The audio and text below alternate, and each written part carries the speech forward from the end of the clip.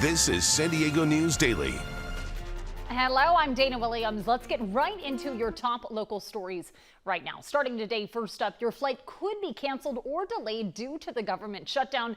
And you have probably heard a shortage of air traffic controllers. The FAA is cutting flights at 40 of the busiest airports across the country, and that does include San Diego International. Our NBC7's Nicole Gomez spoke to passengers with just short delays this morning, but she also heard from others who really expected the worst.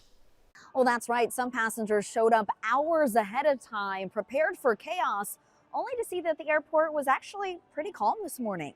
I got here 2 hours early, so it was not necessary. It's no big deal. We're just delayed about 10 minutes, 15 minutes, not a big deal at all. Many passengers saw the news about the FAA slashing flights starting today and panicked, thinking the airport was going to be mayhem. Amanda Salmon arrived some 5 hours before her flight. I left early. My flight's not until 1, but I have meetings today because I was here for work. So I wanted to get to the airport early so that I could avoid the crazy hassle. TSA lines were a bit longer than yesterday, but most of this morning's delays were manageable, maybe even a benefit for some. A half an hour delay, which gave me extra time to get ready in the morning. Right. Stressful for others. About 10 minutes. 10 minutes, so not too bad, but with tight schedules, it could affect us. Yeah, there's a little bit of stress. The FAA is starting with a 4% cut of flights today, increasing daily to 10% by next week.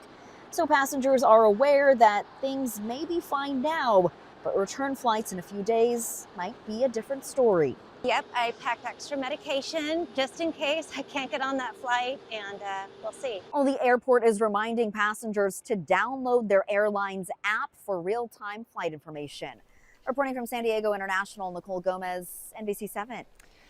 And as the city of San Diego rolls out its new trash system, 20,000 properties are now no longer eligible for pickup. One of those property owners says finding a private hauler is a nightmare. Back in May, these 10 row homes in Hillcrest found out they would need to contract their own trash pickup. One resident says many of them first told her they only work with management companies or homeowner associations. Then when she finally got them, potential contracts ran between $70 and $140 each month. That's about 2 to 3 times more than what the city's starting to charge.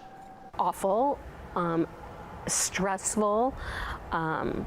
I'm exhausted. I've spent over 65, 70 hours since May trying to solve this problem that's still not solved. We stand by to help them, to communicate with them, to help connect them with information on the available private haulers. The city says 5,000 properties still don't have private service. So starting next month, the city says they plan to fine them $200 and potentially $250 every 2 weeks after if they do not find that private contractor. And we have a heads up. If you're heading out to the beach today, the National Weather Service says a high rip current risk is in effect until early tomorrow morning. They also anticipate waves could reach up to 7 feet and at that point be pretty dangerous. If you do go out in the water, lifeguards say do it near one of their towers and stay at least 100 feet away from any piers. It's also best to not go out alone. And this weekend might actually be a nice one to go check those out. NBC7 meteorologist Angelica Campos joins us now with a look at the forecast. Angelica.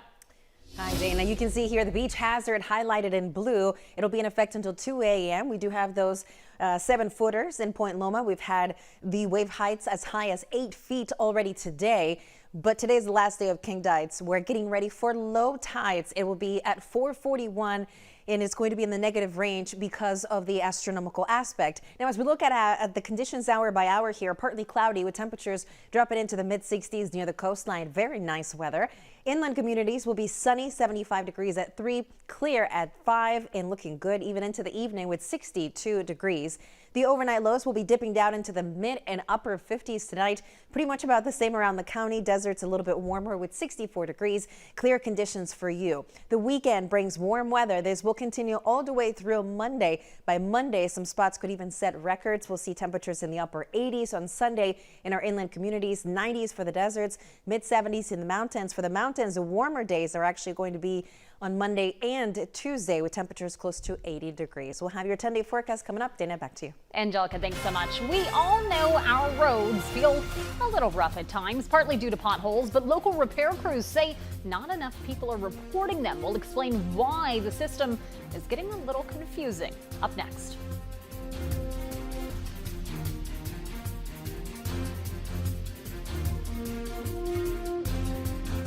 count on breaking news. We continue to monitor several new developments and help preparing for the unexpected. A red flag warning will start tomorrow. You count on stories from your community. You count on getting different points of view. We're still human. And your voice being heard. The air is not safe. You count on in-depth reporting. They were saying, finally, we feel that we're being taken seriously. Because you know the whole story is more than just the headline. This is coverage you count on, only on NBC 7 and Telemundo 20. This is San Diego News Daily. Welcome back. I'm Dana Williams. Thanks again for joining us. Take a good look at this right here. The Sheriff's Department is asking for help finding this person who they say stole a bronze plaque from the Imperial Beach Library. And why is this important? Well, investigators say it may be connected to a series of similar crimes. It happened at around 11 p.m. on October 17th, and police say a person took a plaque similar to the one we just showed you and loaded it into his truck. Investigators say they seem to be targeting libraries and that there have been similar crimes in Lemon Grove, Rancho San Diego, Alpine, and Forest Ranch. If you know anything, please call the San Diego Sheriff's Department. So we all know San Diego roads can be pretty rough with potholes up and down, really busy and popular streets, but local repair crews say actually not enough people are reporting them right now. According to the city, there's a historically low backlog of pothole repair requests, and at one point they had 1,600, but now there are fewer than 100 on that list. They say they've been able to get a lot done in part because of this dry weather. Rain hasn't hit us yet, so this is a good time to knock some potholes out for sure. A lot of it has to do with the dry weather. That gives us a chance to really focus on the backlog, reduce that. During the rain events, our volume of requests, they skyrocket pretty heavily.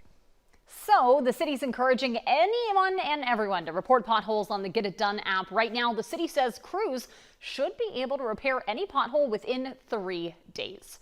New trees are being planted today at Oak Park Neighborhood Park to celebrate Kate Sessions Day. And as part of the city's Ready, Set, Grow San Diego program, the 5-year tree planting program is funded by a $10 million grant from the U.S. Forest Service. City leaders and students from Oak Park Elementary School helped plant the trees this morning.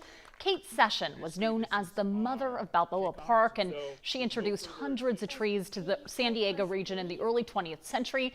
All of this in honor of her birthday on Sunday. And we'll have a look at your weather right after this.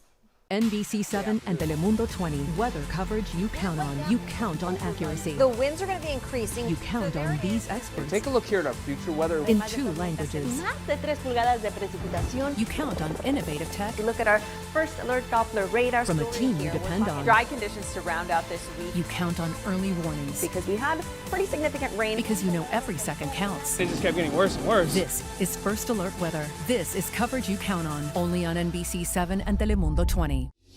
And yes, the weather is going to be warm this weekend. A ridge of high pressure is setting up, the jet stream lifting all the way up north. That's where most of the active weather has been across the West Coast and Washington, also into Oregon. And you can see those storms diving south, eventually making their way into the Midwest. This weather pattern is going to be changing, and this will shift to the jet stream pulling farther south and eventually stormy weather moving into Southern California, but not until the end of next week. That's why we're keeping the weather warm this weekend, with temperatures expected to peak on Sunday and Monday. Then you start to see those storms. They continue moving to the north until we get to Friday. The timing is slowing down, but it's still bringing the chances for wet weather, and is going to continue into Saturday and Sunday with multiple systems and even some tropical moisture potentially getting in the mix of this. That could mean higher rainfall totals, but we're still pretty far out. So we'll make sure to keep you up to the latest as those systems move in. Overnight lows will be down to 57 Chula Vista, 54 Poway, over towards Rancho Santa Fe, 56 degrees, 56 in Bonzo. Now let's take a look at your forecast for tomorrow, starting the weekend with a few clouds near the coast, otherwise mostly sunny. In our 10-day forecast, upper 70s on Sunday, near 80 at the coast on Monday. We cool down on Tuesday, clouds will be increasing, and then eventually we'll be adding that chance for rain and maybe even some wind in the mix for the end of the week. In the mountains, a beautiful weekend, temperatures in the mid-70s with all that sunshine until the clouds start rolling in on Tuesday. Dana, back to you. Angelica, thanks so much. And as always, there's more coverage you can count on at NBC7.com. Thanks so much for watching. I'm Dana Williams.